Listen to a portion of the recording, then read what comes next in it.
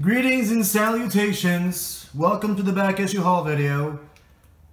Get ready to feast your eyes on variant covers, great stories, some sexy run fillers, and some great covers.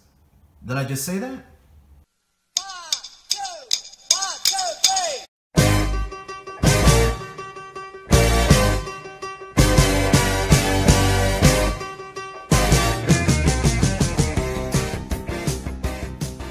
Hey folks, welcome back. Another back issue haul by yours truly.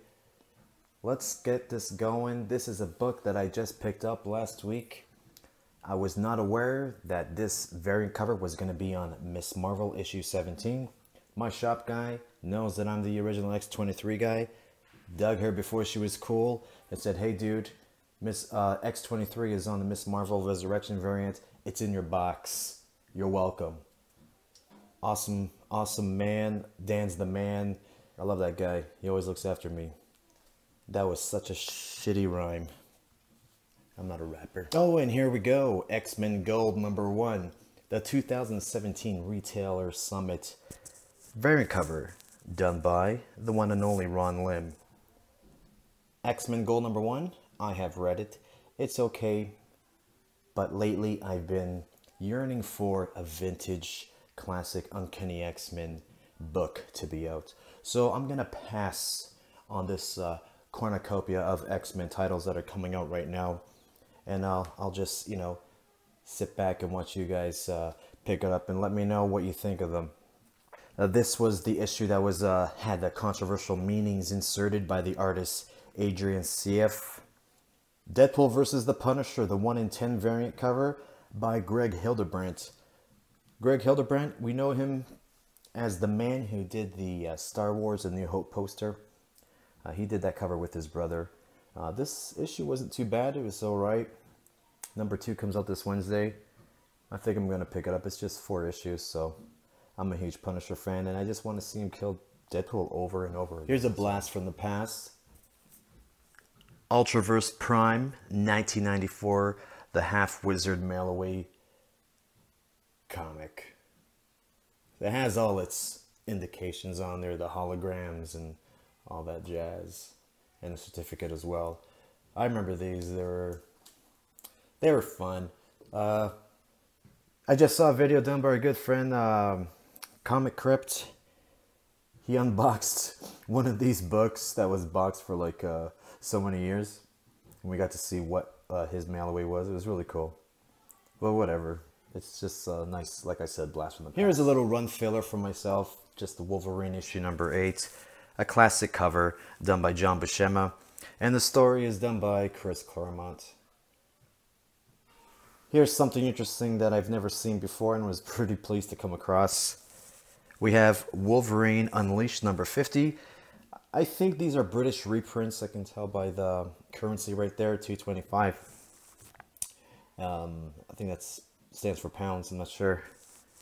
But yeah, it's just reprints Wolverine stories. This is the variant, the photo variant of Hugh Jackman, the one in dandruff. And I was very pleased to come across Wolverine #37, one of my original comic books that I used to actually pull off the rack back in the day. I gave this arc in my Wolverine comics to my daughter when I was just giving her some rock star superheroes, so she can be all, you know, happy and have in her collection. But I'm not a douche. I didn't get it back from her, and anyways, it's in low grade. This is a super duper high grade you can find in the quarter bins, and it was somewhat spoiled to me that X-24, the Cyborg Wolverine, appeared in the Logan movie, and I instantly recalled this book. And before I went on Google and did all that crappy search shit, whatever, I knew exactly what book my friends were talking about. They didn't really mention the book, they just said who appeared. And I knew exactly. The Blood and Claws arc, which is really awesome. Just a little fun find here as well. Venom the Madness, issue #1. It's a die-cut cover, as you can see, from 1993. Cover is done by Kelly Jones, and the interiors as well is done by Kelly Jones. So that's pretty cool. Inside we have X-Men's Juggernaut, ultra cool first issue. This is an awesome cover. I've always loved it. Amazing Spidey Girl number 27.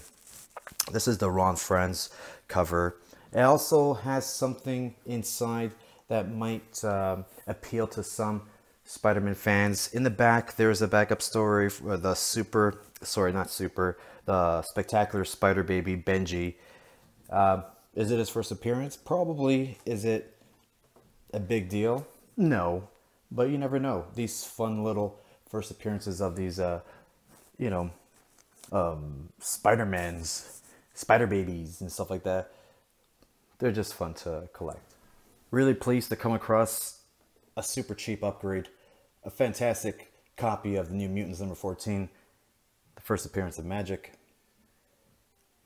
I love these. I think it was $1 upgrade for one of my favorite characters. And there's number 15. Gorgeous Mandrake cover. Pretty awesome stuff. And on the heels of that movie spec thing, they also talked about the appearance of Richter. So here's X Factor number 17. You can still find these in the quarter bins, guys. Here's a newsstand edition, and here's a direct edition. There's 2 copies. Quarter bins, they're still in there. Just be patient. Lay off the eBay. Hit a shop. Shop local. Pretty incredible find here from my shop. This is Lock and Key issue 1 from the first volume. The Dynamic Forces variant cover. And here's a certificate back there of authenticity.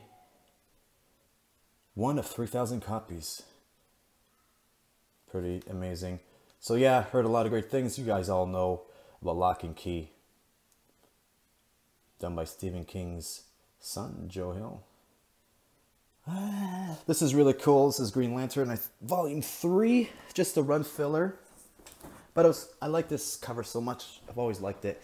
I always thought the Wonder Woman on the cover was done by George Perez, but it's not. It's Terry Austin there. It's Terry Austin do the inks.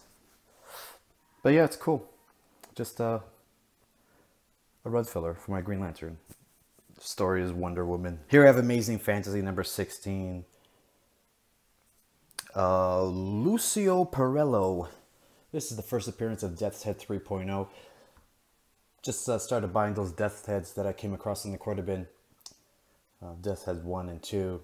So I just wanted to look into this guy. I really love this cover. I love the darkness, the gray, and the city landscape in the background. Incredible Hulk, the Incredible She-Hulk, number 441. Gorgeous homage cover paying tribute to Pulp Fiction. There's 2 covers to this book.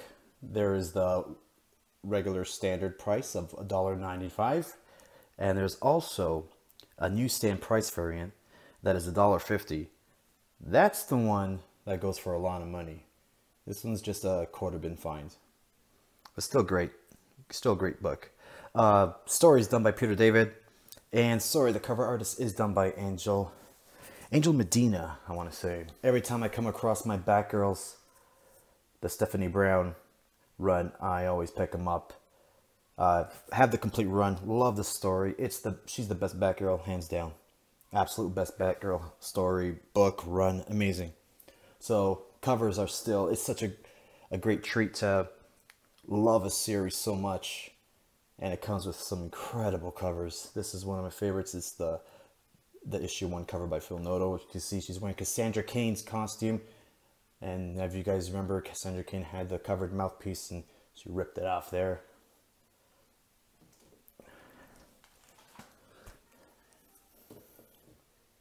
And another tripled up of issue number 12, which is the Art Germ. Fucking love this Art Germ cover. It's one of my favorites. No big deal. Just another run filler. G.I. Joe number 55. Unmaskings. In the store, we get to see Destro and Cobra unmask, but they keep their faces disguised. Snake. We do have a Snake Eyes revelation here.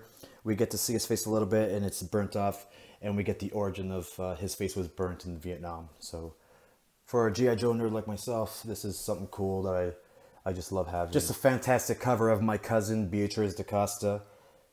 Gorgeously done by Lee Bermejo. Checkmate number 2. If you guys know, that's B da Costa, aka Fire.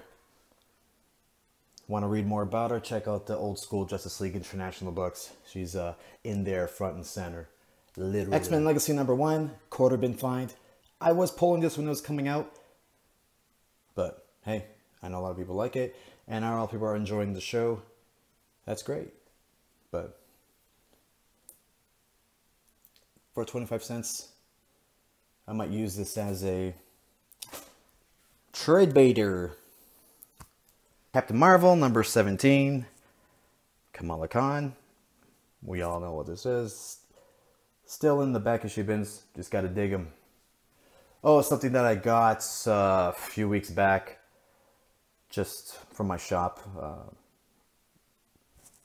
All new Wolverine #18, Venomized. I picked up a bunch of Venomized ones. I get discounted off cover price, so why not? I only picked up the ones I liked. Francisco Martino one is really cool. Old Man Logan's really awesome. The Gustavo Duarte variant. This one was cheap, so I got it too. The Gwenpool #13. I think Yasmin Petrie does this one.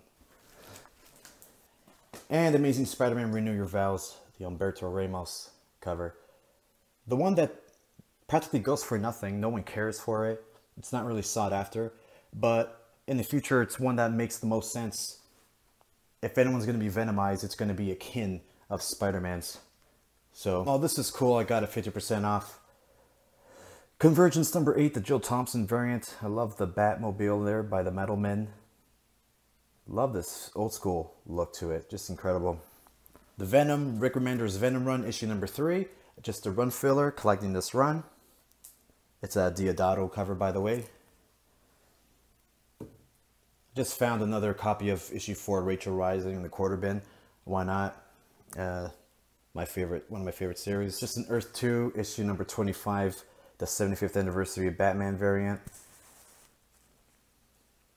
This is the issue where Superman from Earth 2 kills Jonathan Kent, Clark Kent's father. This was just a book that was part of a bag from the thrift shop that I got. I just think it's hilarious. It's one of the cheesiest covers that belong to Greg Horn. And a really cool story that I read in trade a long time ago. This is Rock of Ages from JLA, done by Grant Morrison. I came across the bag, a bag with the complete series for $2.99. Came with all the issues. So I'm gonna give it another read. It's been a while. This is part 1 of Rock of Ages. This is part 2. JLA 12 is part 3. We have issue 13, issue 14, which is part 5, and the last part 6, which is issue 15. So guys, please stay tuned. Lots of back issues coming your way. I just can't keep up with it, man. But thanks so much for watching.